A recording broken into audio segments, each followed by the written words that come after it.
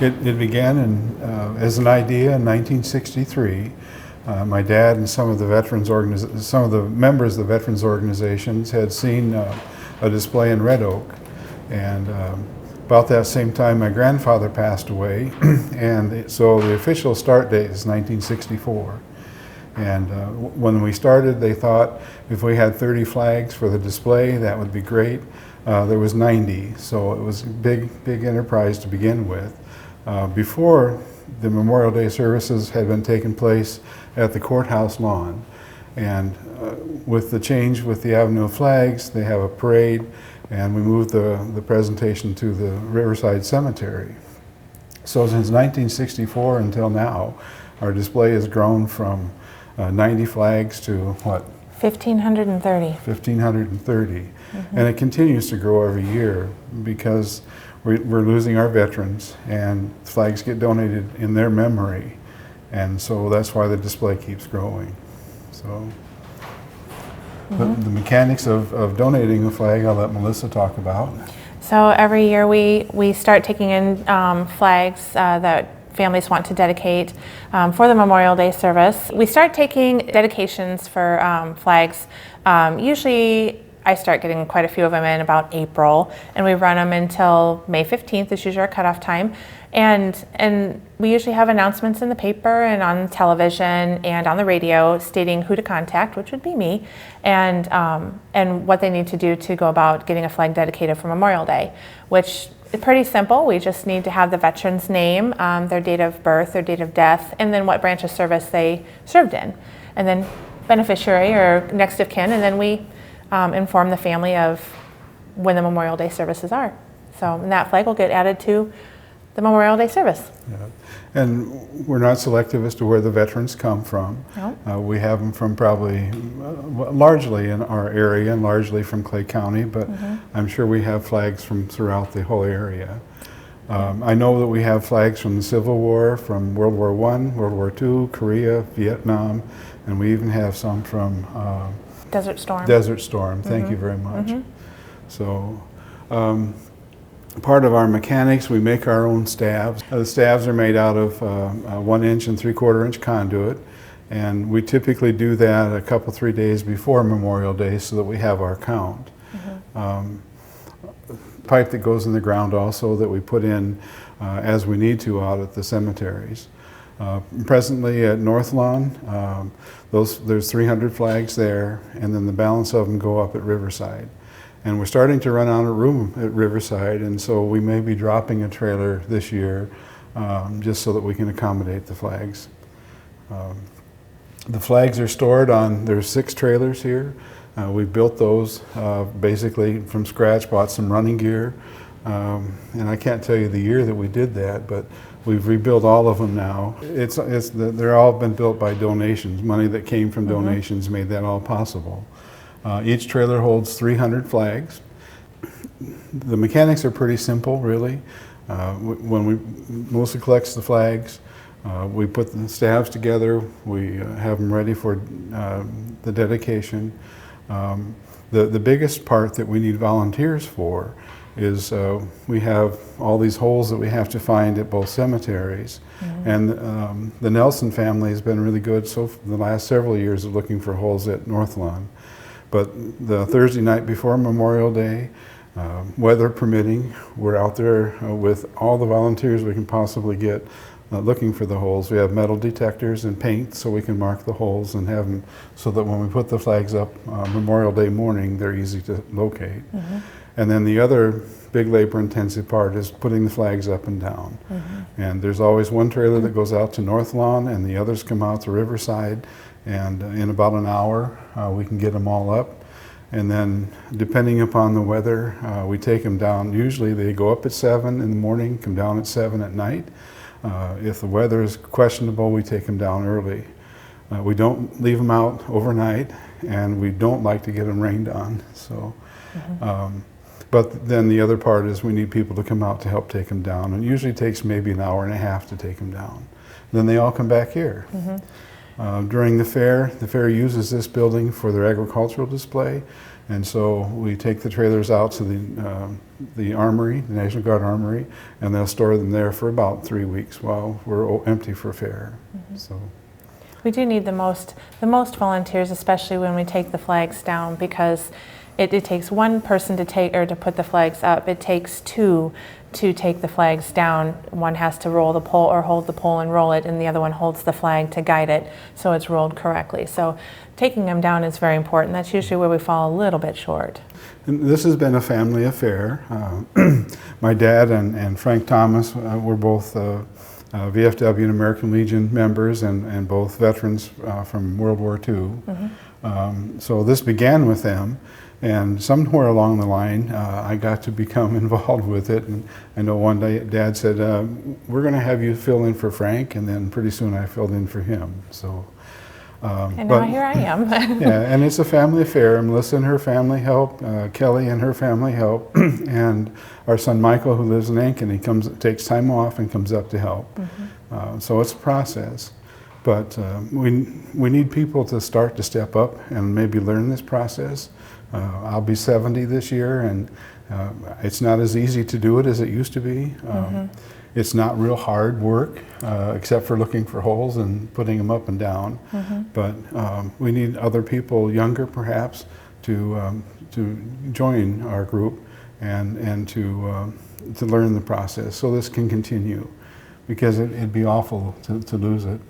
Many people say that they like to see the flags up for Memorial Day, and for a family individual who donates a flag, it's one of the last things that they're able to do for that family member, and it's pretty solemn. We did that for my dad, and we've helped with a lot of other people who do it. And we encourage them to come and be part of the program, to carry the flag and to set it in place. So that's been one of the other things that have been pretty special about what we do. So. And the fact that it's part of the Memorial Day program. The VFW and American Legion sponsor that. They arrange for the speakers, they help with the parade, and when they can, they help look for holes and put flags up. So. We do have some families who choose to donate their fallen veterans flag, and we will take those. Most families choose not to, and so then we need to go about purchasing a flag, which to purchase a flag is $35, and those are actually the same size as an actual burial flag. All of the flags are treated with the utmost respect. I handle them myself. Each flag is given a number, which will coincide with the number that is on the tag, which coincides with my records that I keep for our list, so we don't, if a tag should happen to fall off, we know exactly whose flag this was to begin with. It's not a very long process to do that, but it does take a little bit of time. A little bit of organization. And we also ask for a donation to cover the cost of the staff and the pipe that goes in the ground, and the small amount of pieces that we need to build the staff with, and that's usually $35. So, and the cost of metal's going up, so it's just changing all the time. But and if someone can't make that donation, we'll still receive the flag as well. Yep. It's not mandatory that a donation be made. It's, we would like to see somebody make a donation to help with our cause and keep the flags flying without damaging, I guess, what we have in the account to hold up for the Avenue flags right now. But like my dad said, if somebody can't afford to purchase the flag or to give a donation, we're not going to turn anybody down. Yeah. And we get flags that get damaged. We've done some repair over the years. That was something my sister could do. And if we need to, we'll replace the flag. Again, it's not at a cost to anybody else. It's just part of what we try to do to keep them looking well. And you can see the trailers, they're each numbered. So if you have a flag that you want to have returned, we can find it and return it if you need to. And people always ask, well, where's my flag at? And at the cemeteries, we have a roster of those and numbers. And the newly dedicated ones, I can tell you pretty close. The ones that are in other trailers that aren't part of trailer number 6 this year, I can give you an area, but that's about it. And usually it's the newer dedicated flags that people want to see. So And also, we've allowed people to decorate their staff and their flag, so it's easier for them to find. So, not real heavy decorations, but Nope. but we know that helps too. So. Some people like to put ribbons, or I know on my Grandpa Jerry's and my Great Grandpa Ross's, I have put some gold duct tape, just a little bit, so I can find them. But you know, some people will hang ribbons from the tag or wrap it in ribbons on the pole. Nothing to touch the flag, but the pole is allowed. So, and we encourage that. It just makes it a little easier. It makes it more personal. And we are weather driven. If the weather is not favorable on Memorial Day, then the program gets moved to the high school, to the field house. But we still dedicate the flags there and handle that in part of the program. So. Yep. We also do encourage, I think last year, well, no, 2 years ago when we had it inside the Memorial Day service in the field house, it was raining, and we did have family members that came from far away to be there for the dedication of their fallen veterans flag. And we do encourage people to take pictures, you know, bring their family, take photographs of the flag. It is the last thing you can do for your veteran, and we don't have a problem, you know, taking photos. We love that. I mean, that's a special part of what we do. It's something extra special for that family to keep forever. They can contact me. My name is Melissa Gerard, and I am located most of the time at Farmers Trust and Savings Bank in Spencer, which is 125 West 4th Street. You can reach me during the day at 712-262-3340, or after hours on my personal cell, which is 712-363-9924. And I'd be happy to take calls anytime. We do have a cutoff time though, and that's usually the middle of May. May 15th. May 15th, that's what I was thinking. And the reason for that is that we have to develop a program for Memorial Day service and the printing time and all of that, and then also just to make sure we have everything correct. So we do have to cut off a time. And if someone comes in still between that time and when Memorial Day is coming, we'll save that flag then for the next year. So, and on an average, we used to get 20 to 30 flags donated every year. Now it's kind of more like 10 or 15. Is that right? Maximum. Yep. Which is okay. I mean, but we still want them to come if people want them dedicated to it. So. You can reach my dad if you're looking to volunteer, you know, help or time, or you can even just show up at Riverside or North Lawn probably Riverside on Thursday evening at about 6. Yeah. The Thursday before Memorial Day, and then or show up at Riverside and North Lawn on Memorial Day in the morning at 7 to put them up and 7 to take them down, unless it's raining or storming. But we have to find the holes, and then we have that real short window. We'll have metal detectors there. I borrow those from Clay County and the city and Cruz Caton Nelson and Spencer Municipal Utilities. So we'll have metal detectors there. Bring a long-handled screwdriver or a dandelion digger. There's some that like to use that. Wear old clothes. Wear old clothes.